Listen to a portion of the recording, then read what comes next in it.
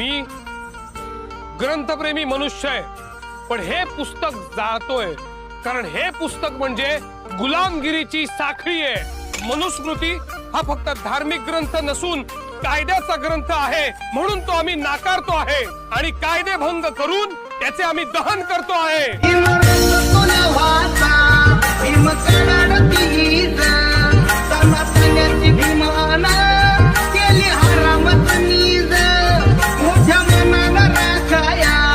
हिंदू धर्माची ती पूजा हिंदू कोडा नाही झालं त्याचं चीज।